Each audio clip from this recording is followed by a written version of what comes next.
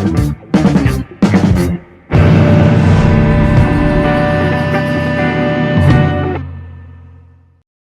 semua, selamat datang kembali di dalam podcast Kita Bercerita Tentang Hari Ini.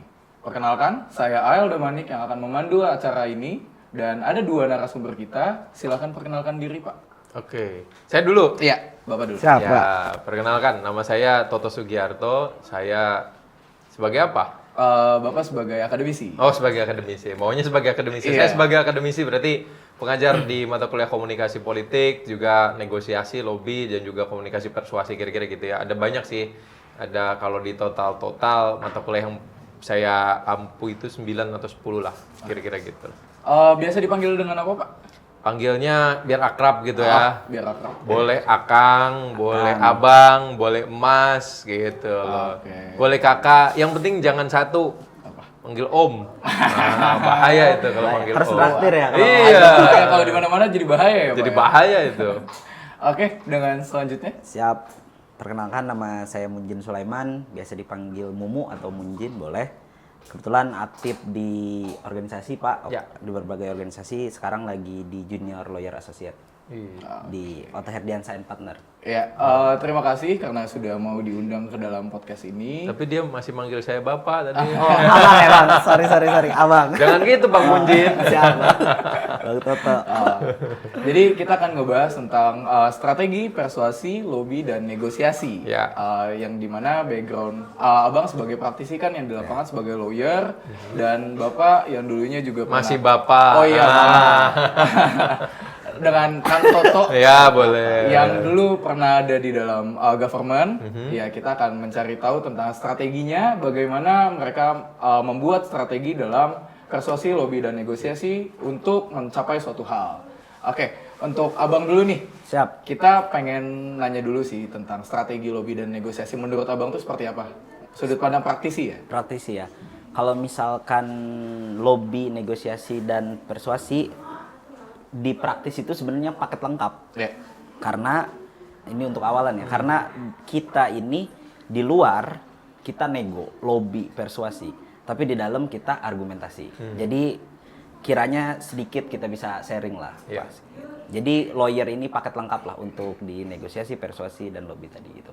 Oke, kalau menurut Bapak sebagai yang pernah dulu ada di dalam government dan sekarang ada di pengajar, gimana sudut pandang? Ya kalau dari sudut pandang akademis ya 3 hal tadi ya, persuasi, lobby, dan negosiasi itu kan bagian dari bidang ilmu ya, di salah satu sub bagian ilmu kajian-kajian gitu ya, dimana itu bagian yang lebih spesifiknya berada dalam konteks yang bisa dibahas di salah satunya ilmu komunikasi, walaupun di hukum juga pasti ada terkait dengan hal tersebut, tapi memang saya lebih fokus terhadap 3 hal tadi dalam konteks kajian akademis, kira-kira seperti itu. Oke, kalau dari Bang Munji sendiri nih, ketika ada kasus, berarti kan klien mempunyai suatu permasalahan yang dimana di dalamnya tadi Abang bilang ada argumentasi supaya untuk memperkuat si persuasi, lobby, dan negosiasi. Bagaimana Abang membuat strategi itu ketika di hadapan klien? Di hadapan klien. Jadi kalau misalkan untuk di hadapan klien, kita dihadapkan dengan 2 sudut pandang. Pertama nih, untuk sebagai lawyer nih kan kadang paradigma di luar tuh, bahwasannya lawyer tuh membela yang salah dan lain sebagainya macamnya. Ini yang pertama perlu diluruskan dulu. Karena kita sebagai lawyer tuh ada hak orang. Benar salah itu kan nanti majelis yang menentukan. Kita nggak bisa menentukan benar salah, jadi kita mencoba untuk membela hak. Nah, hal tersebutlah yang perlunya tadi lobby dan negosiasi. Kalau misalkan contoh sederhana, kalau untuk mulai persidangan dan lain sebagainya macamnya, dalam gugatan aja, kita kan itu melakukan sebenarnya naskah-naskah teks lobby. Persuasif kita terhadap majelis, bagaimana kita menyentuh hati majelis, sebenarnya ini gini loh, sebenarnya ini gini loh. Jadi, apa yang dalam pikiran kita coba tuangkan di situ. Baru kita bangun dengan argumentasi. Oke, kalau menurut Bapak? Ya sebelum saya menjawab mungkin sedikit ya. Jadi dari banyak profesi yang mulia bukan hanya di Indonesia tapi di banyak negara, salah satunya yang saya hargai adalah profesi sebagai advokat atau lawyers kira-kira gitu ya, karena memang di sini lawyers atau advokat itu punya kepentingan untuk membela hak-hak rakyat juga, mendampingi orang-orang yang notabene juga belum tentu bersalah ya, karena memang ada azas hukum di mana dia katakan bahwa tidak bisa seseorang itu dipidana kalau tidak ada aturan yang mengaturnya. Dan juga ada juga azas yang bilang bahwa nggak boleh tuh kita punya praduga mempersalahkan orang, presumption of innocence tadi kan. Dan itu yang memang saya hargai ya, ini sebagai pengantar. Tapi terkait dengan komunikasi, persuasi, lobby dan negosiasi. Kalau saya berkaca dari kajian akademik yang tadi saya sampaikan, ada sebuah teori yang teorinya itu disebut compliance gaining strategies. Jadi compliance gaining strategies ini dibuat oleh Marwell tahun 67 kalau tidak salah, di mana kajian ini menyampaikan sebenarnya ada banyak cara kira-kira gitu ya. Bagaimana untuk tadi ketiga hal tadi itu kan outputnya kita bisa dapat kepatuhan dari lawan bicaranya kira-kira gitu ya. Nah compliance tadi tuh, compliance gaining strategis tadi adalah supaya kita dapat kepatuhan tuh.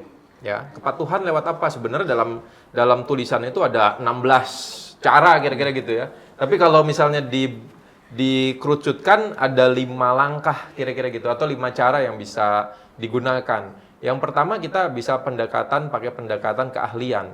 Ya, jadi seseorang itu kita bisa dapat kepatuhan seseorang karena keahlian seseorang. Karena orang bisa melihat ekspertis kita di mana, kira-kira gitu loh.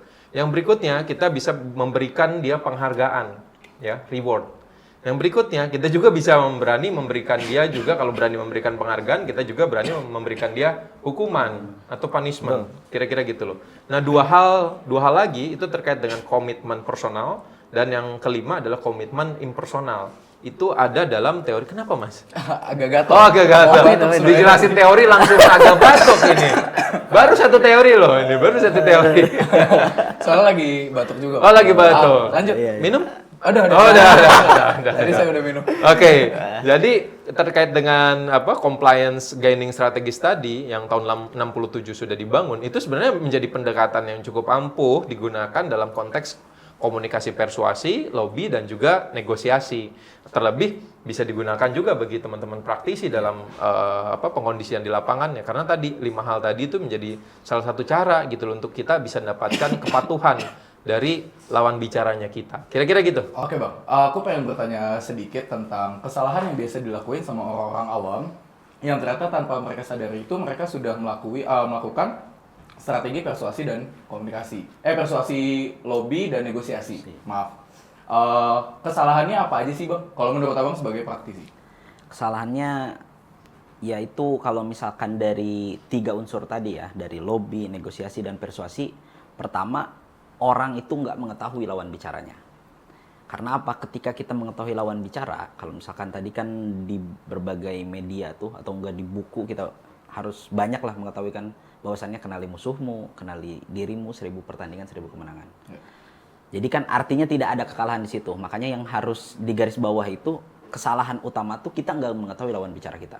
Kalau misalkan kita mengetahui lawan bicara kita, minimal kita bisa menempatkan diri kita di mana. Contoh, misalkan kita mau melakukan lobby. Kalau misalkan kita nggak tahu lawan bicara kita, kekuatannya seperti apa dan kelemahannya seperti apa, niscaya lobby itu gagal. Negosiasi itu gagal. Kalau misalkan apalagi mau membangun persuasi kan, bangun citra udah nggak bisa.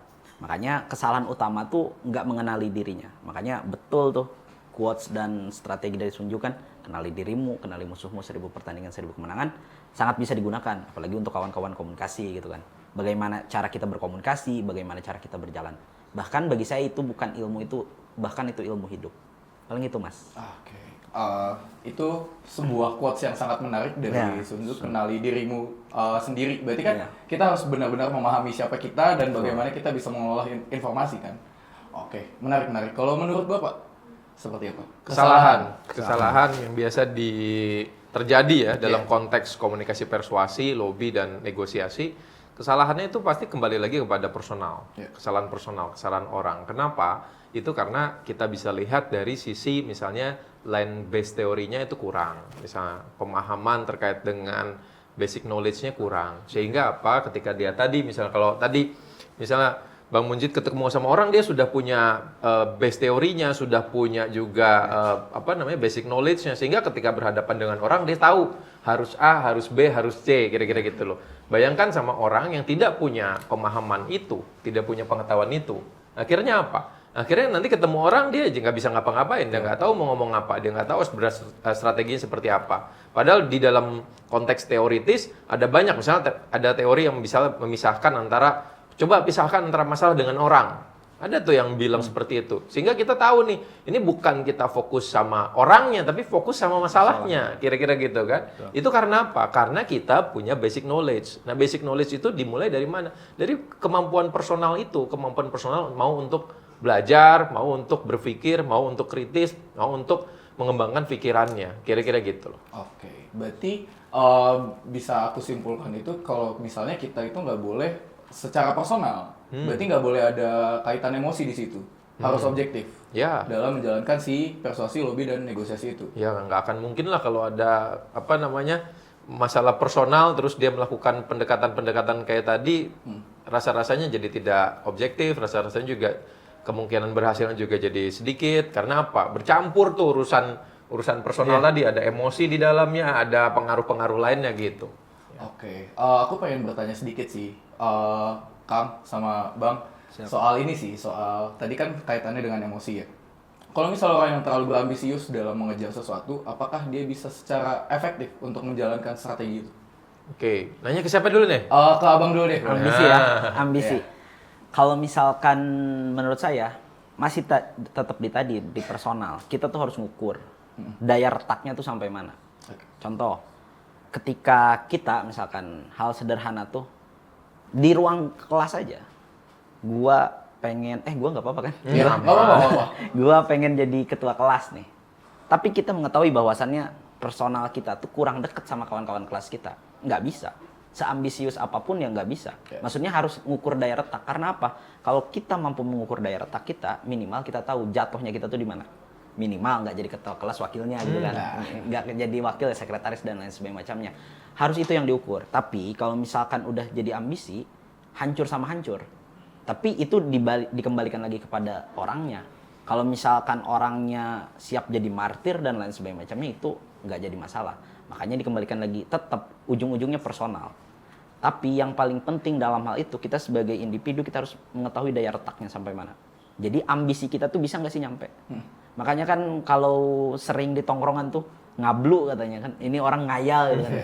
Bedain mimpi sama ngayal kan beda. Kalau mimpi kan, gue pengen jadi ini, stepnya gini. Kecapai. Niscaya tercapai.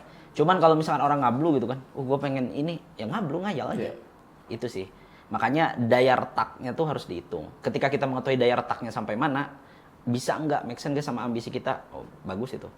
Paling itu sih. Oke, berarti kita harus memperhitungkan kapasitas diri, terus kita di kayak daya retak sama gimana kita bisa bertanggung jawab sama hal itu atau tidak ya. Kalau menurut Bapak? Saya punya pandangan kita harus memisahkan antara kata ambisi dengan ambisius. Iya. Tadi ada dua kata yang berbeda. Ambisi itu masih sesuatu yang cukup positif, kira-kira gitu ya. Karena setiap orang itu ya tentunya untuk tadi ya, udah dijelaskan juga. Untuk dia mengejar goals-goalsnya dia harus punya ambisi. Ambisi itu akan mengkristal jadi semangat tuh. Jadi semangat untuk kita, mengendorse kita kalau kita punya ambisi. Nah beda lagi kalau ambisius, itu kayaknya dekat dengan bukunya Niccolo Machiavelli, kira-kira gitu ya. Yang dia dalam konteks mendapatkan kekuasaan tuh dengan segala macam cara, ibaratnya menghalalkan segala macam cara. Nah itu yang disebut dengan namanya ambisius. Jadi dia meraih ambisinya, dia meraih goalsnya dengan dia menghalalkan segala cara. Dan itu problem, dan itu masalah. Dan itu lebih lekatnya kepada hal-hal yang berbau negatif, kira-kira gitu. Jadi kita harus memisahkan dulu tuh di awal, antara ambisi dengan ambisius. Nah kita mau lihat dari sudut pandang yang mana? Kalau saya tanya sama kamu, mau yang ambisi atau ambisius? Kita lihat dari sudut pandang ambisius. Terkait dengan? Terkait dengan apa yang mau dia capai dari si strateginya. Ambisiusnya? Ya kalau ambisius sudah pasti segala cara. Menghalalkan segala cara. Dia apapun dia lakukan gitu ya, dengan berbagai macam strategi. Strategi yang benar sampai strategi yang nggak benar. Kalau dalam konteks hukum, ya misalnya dia ambisius nih untuk memenangkan perkara. Mau itu strateginya pakai nalar pikiran, pendekatan kajian ilmiah, legal opinion yang kuat dan segala macam, sampai mungkin ngeluarin uang, nyuap gitu kan, itu ambisius tuh. Iya. Karena goalsnya menang. Tapi kalau ambisi kan berbeda. Ambisi itu bisa jadi dia menjadi punya semangat, dorongan, dia bisa berpikir kreatif, kira-kira gitu. Jadi makanya saya selalu bilang, pisahkan dulu nih antara ambisi dengan ambisius. Jangan kita satukan. Dan itu akan jadi masalah kalau kita menyamaratakan hal itu. Kira-kira gitu loh. Oke, kalau menurut Abang? Tadi udah ya? Udah. Soalnya agak terdistract sedikit. Aku Wajar. pengen nanya sedikit tentang ini sih. Bagaimana soal mendengarkan, skill mendengarkan dan berbicara, yang mana harus kita duluankan, yang mana harus kita sedikit kurangi ketika kita menjalankan strategi itu. Itu sih, aku pengen dengar dari Abang dulu. Mendengarkan Iya. skill. Soft skill kita mendengarkan, kita mengumpulkan informasi, lalu kita skill berbicara, gitu. Oh iya, kalau misalkan untuk hal itu, tentu untuk mengumpulkan informasi itu lebih penting menurut saya. Karena apa yang akan kita keluarkan dari mulut kita, saya yakin dan percaya itu minimal pernah dia baca, pernah dia lihat. Jadi objek pengetahuan itu dari mana aja gitu. Jadi mengumpulkan itu lebih penting bagi saya. Kayak misalkan kita kan mau ujian gitu kan, belajar dulu 1 semester baru ada namanya UTS, ada namanya UAS. Berarti kan kita mengumpulkan dulu informasi, baru kita mengeluarkan apa yang kita ketahui. Paling itu sih, Mas. Ya. Oke. Kalau dari Bapak? Saya tuh sering dengar kajian-kajian, sering dengar juga motivator-motivator berbicara kira-kira gitu ya, terkait dengan yang mana didahulukan antara mendengarkan sama berbicara. Ini kalau ngomongin dari base yang tadi ya, dari para orang-orang yang kajian tadi, terusnya motivator, kita tuh ngelihat dari fisik kita aja. Jadi fisik kita itu kita punya kuping 2, mulut kita 1. Lah berarti kan kita harus lebih banyak mendengar, kira-kira gitu loh, dibandingkan berbicara. Nah, itu kalau kata motivator, bukan kata saya loh. Jadi, katanya akan lebih baik kalau kita itu mendengar. Saya setuju ya dengan Bang Munjin ini. Jadi, memang yang kita harus lakukan adalah kita mendengarkan terlebih dahulu. Baru setelah kita mendengarkan, dengar banyak masukan, dengar banyak informasi, tahu berbagai macam hal, barulah kita bisa berbicara. Kira-kira gitu loh. Oke, aku pengen bertanya sedikit tentang pengalaman di lapangan yang pernah Abang dan Bapak lakukan. Mungkin bisa sharing sedikit tentang strategi si persuasi, lobby, dan negosiasi itu sendiri sih. Kalau dari Abang, gimana? Kalau misalkan dari dari lobby dulu ya. Iya, dari lobby boleh. Dari lobby. Kalau misalkan dari lobby, lobby kita bisa lihat kalau misalkan dari sisi praktisi, misalkan kita lobbynya bagaimana kita ngelobi dengan klien. Dari awal. Bagaimana klien ngelobi kita, misalkan untuk, ya karena kita profesional, misalkan untuk jumlah sekali tanda tangan kuasa ini berapa gitu kan, misalkan kan. Itu kan di situ ada lobby itu antara kita dengan klien kan. Udah misalkan lobbynya berhasil, misalkan lanjut di negosiasi ya bisa atau nggak bisa gitu kan. Ini jangkanya berapa panjang gitu kan. Oh bisa nggak gitu kan. Bisa nggak dipercepat gitu kan. Ada cara lain nggak untuk dipercepat atau nggak, ada alternatif dan lain sebagainya macam itu masuk di negosiasi. Terus kalau misalkan untuk persuasinya lebih ke bagaimana, ini harusnya di awal justru, bagaimana kita membangun karakter kita. Karena kalau misalkan kita udah selesai dengan persuasi kita, minimal orang tahu gitu kan. Karena di lawyer ini, kalau misalkan kita nggak selesai dengan jati diri kita, dengan branding lah ya, bahasa sekarang dengan branding kita, susah. Setiap gang tuh sekarang udah ada lawyer. Misalkan di kampus Kota Bogor lah ya, katakan Pakuan mengeluarkan berapa lulusan sarjana hukum, terus Juanda, terus UIK, dan itu tiap tahun. Dan jumlah populasinya pasti makin banyak dengan menjadi lawyer, dengan menjadi notaris dan lain sebagainya macamnya. Hal inilah maksudnya yang harus selesai di persuasi kita. Bagaimana kita akademis jelas lah, itu modal utama kita. Tapi kalau misalkan dari komunikasinya, dari lobby, negosiasi dan persuasi, bagi saya persuasi di awal. Persuasi udah selesai, masuk tadi ke lobby dan negosiasi. Oke. Kalau menurut Bapak? Berarti sebenarnya lanjut dari statementnya Bang Munji tadi bahwa dia mencoba membuat urutan ya.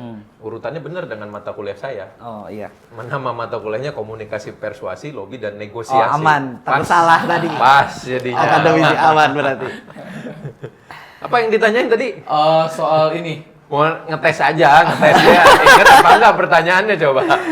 Soal, kan. Ayo, apa Ini coba? nih agak gugup sedikit. Apa coba? Ayo. Udah saya ngeblank lagi Pak. Terlalu banyak informasi yang masuk. Nah, itu berarti apa tuh? Bener kata Mike Combs ya sama show ya. Iya. Ada dia bilang seseorang itu dia cukup cukup bisa menerima informasi perharinya itu sebenarnya cuma 5 maksimum. 5 maksimum dalam penelitiannya. Kira-kira gitu loh. Lebih dari 5 kayaknya kayak gini nih. Jadi overload jadi nggak tahu mau nanya apa. Jadi Oh ini sih, aku ingat. Oh, Soal ingat. sharing lapangan. Keseharian. Iya, ketika di lapangan itu bagaimana menjalankannya. yakin itu pertanyaannya? Iya. Oh iya. Sharing Sharing. lapangan. Iya, saya ingat. Bener? Iya, ya? benar. Oke, nanti bisa kalau lihat di pertanyaan di videonya ya. Iya. Gitu loh. Jadi benar. Jadi kamu nanya terkait dengan pengalaman. Alhamdulillah punya pengalaman yang cukup kira-kira gitu ya. Pertama 10 tahun di pemerintahan Kota Bogor, bagaimana menghadapi berbagai macam masalah tentunya ya, masalah sosial, masalah pendidikan, masalah konflik beragama, masalah konflik horizontal, kira-kira gitu. Itu yang udah kita alami sehari-hari gitu ya. Dan banyak sebenarnya hal-hal yang menarik yang kita dapatkan dalam dunia praktisi gitu ya. Dan itu bisa jadi bahan-bahan kajian dalam dunia akademik kira-kira gitu loh. Kadang-kadang ada yang di dalam dunia akademik itu berkata A, tapi dalam penerapannya di lapangan itu belum tentu A. Jadi harus coba menyesuaikan dengan kondisi lingkungannya gitu ya, dengan kondisi sosial masyarakatnya, demografinya seperti apa. Jadi akan sangat menarik kalau memang apa yang sudah ada di dalam pengalaman-pengalaman praktisi ini bisa diterjemahkan, bisa jadi bahan kajian dalam dunia akademik. Nah, ini forum yang menarik sebenarnya. Hari ini itu jadi forum yang menarik, podcast yang menarik.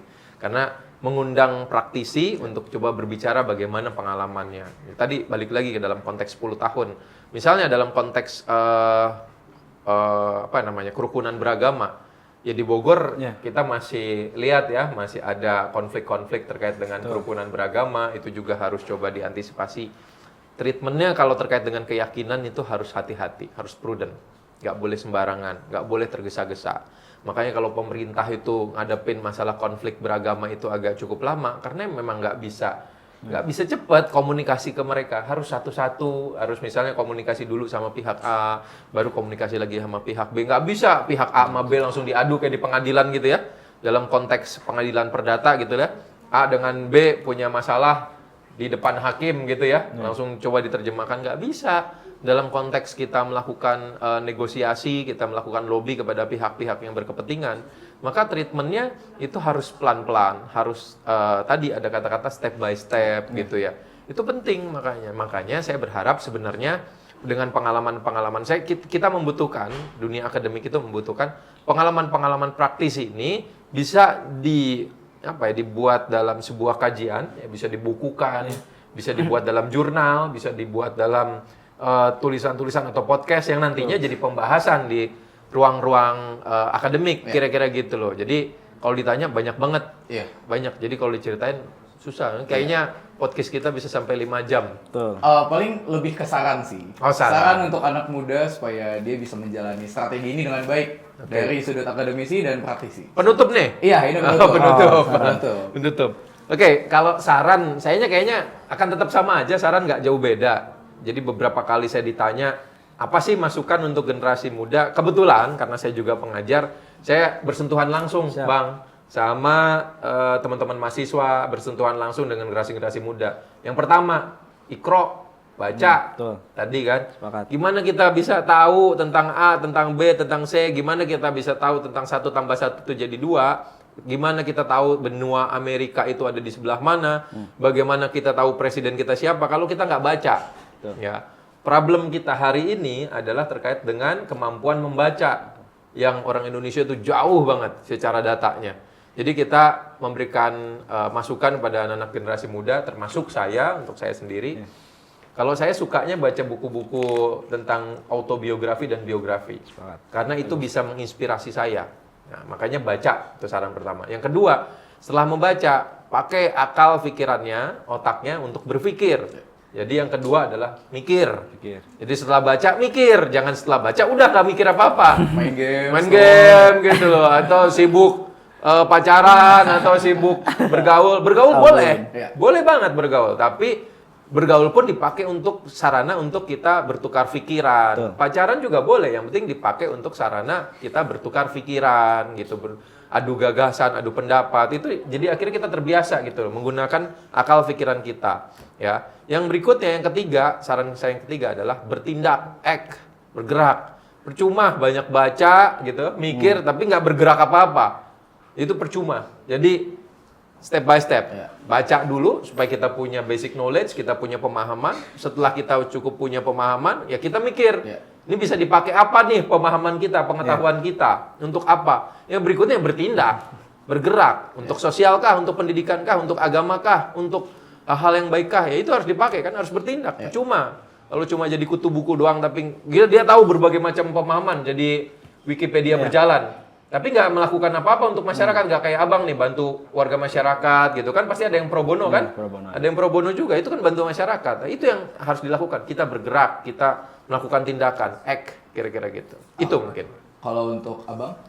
Siap. Kalau untuk saya, karena saya masih muda ini Pak. Sama. Oh iya, Sama, abang ya tadi, lupa. Bukan Bapak, Akang ya. Karena ini sekarang pengalaman aja. Kita di usia transisi Pak. Kita ini mungkin dengan Mas Gabriel sama lah, kita di usia transisi. Dewasa kita kayaknya belum gitu kan, maksudnya belum cukup dewasa disebut dewasa. Anak-anak kita nggak mau disebut anak-anak.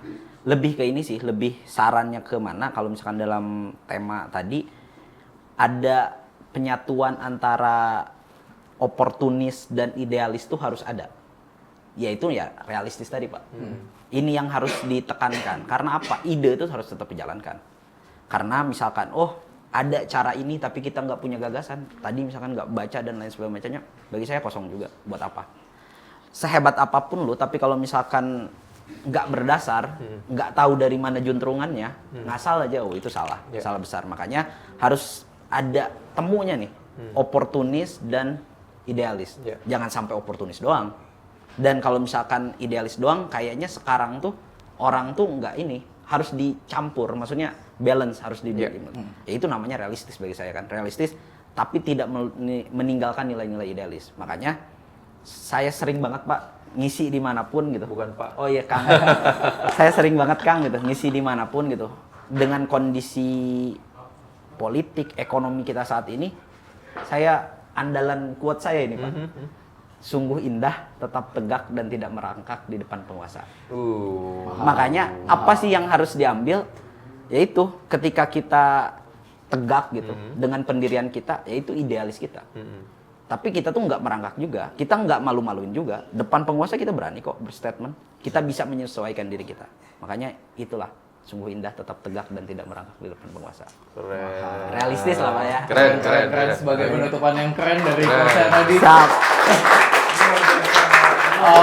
Terima kasih untuk Bang Munji dan Bapak Toto ya. Makasih. Bapak lagi. Kartu Kebiasaan kuning. di kelas, kebiasaan di kelas, Pak. Kelas mana ya? Kelas ini. Mana? Mana ya? Emang kamu siapa? Aku siapa? Siapa? Ya, jadi terima kasih Ya. karena sudah mau menjawab banyak pertanyaan yang sangat mengedukasi. Mudah-mudahan kita bisa ngobrol di lain waktu. Amin. Oke, kita tutup. Jadi intinya adalah belajar dan lakukan. Oke, adios.